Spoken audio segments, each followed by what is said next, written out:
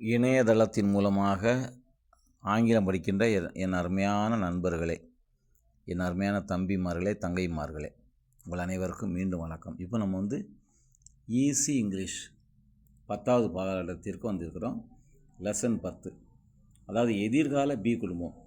நிகழ்காலத்தில் 3 வினைச்சொற்கள் இருந்தது, இஸ், ஆம், ஆர், இல்லையா?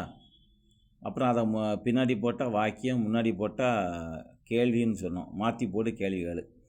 அப்புறம் கடந்த காலத்தில் அதே மாதிரி 2 வினைச்சொற்கள் தான். ஒன்று வாசு, இன்னொன்று வேறு, அவ்வளோதான். அது ஒரு 9 வாக்கியம், இது ஒரு 8 வாக்கியம். இங்கேயும் அதேமாதிரி பாருங்கள், 2, 4, 6, 8, 10, 12, 14, 16, 17, 9, 8, 17, இங்கே ஒரு 17 மொத்தமாக்கியாச்சு.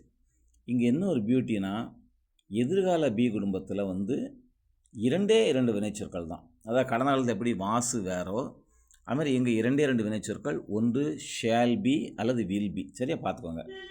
ஆனால் இந்த இங்கிலீஷில் ஒரு பெரிய கொடுமை என்னென்னா, ஒருமையும் கிடையாது, பன்மையும் கிடையாது. அப்புறம் என்ன கழுதைக்கு இதுக்கு ஷேல் போட்டாங்க, அதுக்கு வில்லு போட்டாங்கன்னு எனக்கு தெரியலை.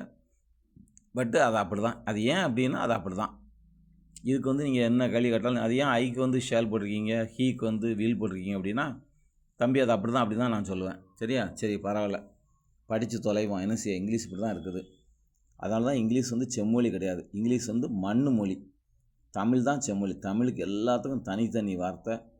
இங்கிலீஷில் அப்படி கிடையாது மொத்தமாக. இப்போ பாருங்கள், ஐ ஷேல் பி, நான் இருப்பேன். ஹீ வில் பி, அவன் இருப்பான். ஷீ வில் பி, அவள் இருப்பாள். இட் வில் பி, அது இருக்கும். திஸ் வில் பி, இது இருக்கும். இதெல்லாம் நீங்கள் எழுதணும். ஆமாம், இந்த சாமியார் எழுதாமல் விட்டார் அப்படின்னு சொல்லிட்டு நீங்களும் எழுதாமல் இருக்காதியா. எழுதுங்க தயவுசெய்து. எழுத தான் கை திருந்தும், இங்கிலீஷ் வரும். திஸ் வில் பி, இது இருக்கும். அப்புறம் திஸ் பாய், ஏன்னா திஸ்ஸுக்கு தான் பாய் சேர்க்க முடியும். இவன் இட்டில் சேர்க்க முடியாது, இட்டு பாயின்னு சேர்க்க முடியாது. இட்டுனா பொதுவானது, இட் வில் பின்னா அது இருக்கும். அது ஏதோ ஒன்று, எதுனாலும் அது சரி. திஸ் பாய்னா இந்த பையன்.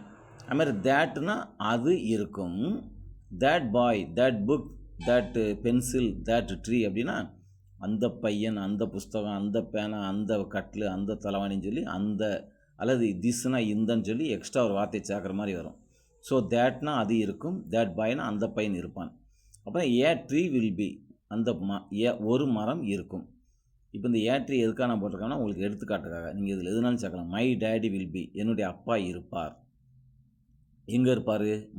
மை டேடி வில் பி இந்த பஸ் ஸ்டாண்ட். எங்கள் அப்பா பஸ் ஸ்டாண்டில் இருப்பார். சரியா? அந்த மாதிரி. அப்புறம் வி ஷேல் பி, நாங்கள் இருப்போம். யூ ஷேல் பி, நீ இருப்பாய். ஒருமைக்கும் யூ ஷேல் பி தான், பன்மைக்கும் யூ ஷேல் பி தான். நீங்கள் இருப்பீர்கள். தே ஷேல் பி, அவர்கள் இருப்பார்கள். சாரி, தேக்கு வில் பின்னு நினைக்கிறேன்.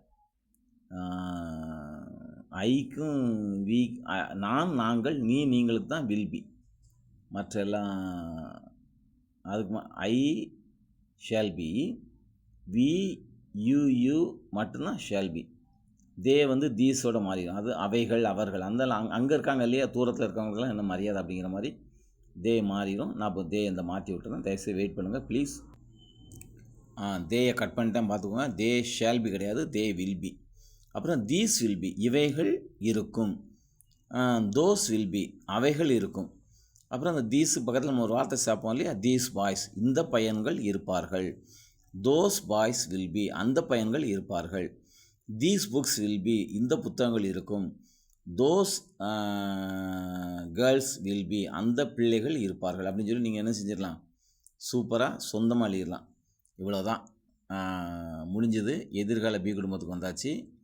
இப்போ இதில் நம்ம என்ன செய்ய போகிறோம்னா, மாற்றிப்போடு கேள்விகள் அப்படிங்கும்போது இதில் 2 வினைச்சொற்கள் இருக்குது. ஸோ அதை நல்லா கவனிச்சுக்கோங்க. இது வரைக்கும் நமக்கு வந்ததெல்லாம் ஆம், ஒரு வார்த்தை. ஸோ அதை நான் உங்களுக்கு 11வது பாடத்தில் ரொம்ப ஈஸியாக சொல்லித்தரேன். தயவுசெய்து இது நல்லா படிச்சுக்கோங்க. இது உங்களுக்கு நல்லா தெளிவாக தெரியணும். இங்கே 2 வார்த்தைகள் இருக்குது. ஐ ஷேல் பி, 3 வார்த்தைகள் இருக்குது. அப்போ நம்ம என்ன செய்ய போகிறோம், இந்த ஷேல் பியை, வில் பியை 2ஆக உடைக்க போகிறோம். உடைச்சா தான் கேள்வியாக மாறும். ஏன் இங்கே உடைக்கிறோம் அப்படின்னா, இதை நீங்கள் உடைச்சாதான் 12 டென்சஸ் 12 அந்த வினை சொற்களினுடைய வகைகளில் வினைச்சொல்லை ஏன் பிரிக்கிறோங்கிற ஐடியா வந்து உங்களுக்கு வரும். அதனால் இதை நல்லா புரிஞ்சுக்கோங்க. நிகழ்காலத்தில் ஆம் ஆர் இஸ் ஒரே வார்த்தை, அதை அப்படியே முன்னாடி தூக்கி போட்டோம், கேள்வியாக மாறிச்சு. கடந்த காலத்தில் 2 வார்த்தைகள் வாசு வேறு, அதை அப்படியே முன்னாடி தூக்கி போட்டோம், கேள்வியாக மாறிச்சு. இப்போ ஐ ஷேல் பி 3 வார்த்தைகள் இருக்குது, ஹீ வில் பி 3 வார்த்தைகள் இருக்குது. இதை கூட நான் இந்த ஷேல் பியெல்லாம் சேர்த்து எழுதியிருக்கணும், தப்பு பண்ணிட்டேன். தென் அப்போ இந்த கீழே உள்ள இடம் இருக்குது இல்லையா, அதில் உங்களுக்கு நான் சுருக்கமாக எழுதி தரேன். Please wait. Okay, I'm sorry, இதை கொஞ்சம் முன்கூட்டியே எழுதியிருக்கணும். இப்போ பாருங்கள், ஐவியூக்கு ஷேல் பி, அவ்வளோதான். நான், நாங்கள், நீ, நீங்கள்.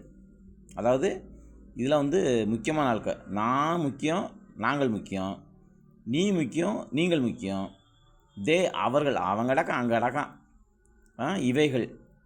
இவைகள்னால் மனுஷங்களை குறிக்கல இல்லையா, ஆடு மாடு எருவ மாடை குறிக்குதுன்னு அர்த்தம். அதனால் இவைகள், அதுக்கும் மரியாதை கிடையாது, அதனால் வில் பி. அப்புறம் தோஸ், அவைகள், அதுக்கும் மரியாதை கிடையாது, தூரத்தில் இருக்குது. அவங்க கிடக்கும், அவ கிடக்கு, அது கிடக்கு, அது இது கிடக்கு, அவது கிடக்குது அப்படிங்கிற மாதிரி.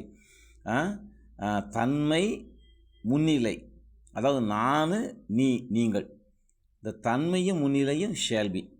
இது வந்து படற்கை, அதாவது தூரத்தில் உள்ளதை சுட்டி காட்டி சொல்லக்கூடிய வார்த்தைகள் அனைத்தும் வில் பி. இவ்வளோதான், சரியா? இதை நல்லா ஞாபகத்தில் வச்சுக்கோங்க. ஏதாவது டவுட் இருந்தால் 9952310603. அப்புறம் சப்ஸ்கிரைப் பண்ண மறந்துடாங்க. இந்த இலவச வகுப்பில் நீங்கள் வந்து என்னை வந்து சப்ஸ்கிரைப் பண்ணி என்கரேஜ் பண்ணால் போதும். நான் இந்த மாதிரி நிறைய வேலைகள் உங்களுக்காக செஞ்சுக்கிட்டே இருப்பேன். நீங்கள் அதை தாராளமாக பயன்படுத்தி கொள்ளலாம், மற்றவங்களுக்கு பயன்படுத்தலாம்.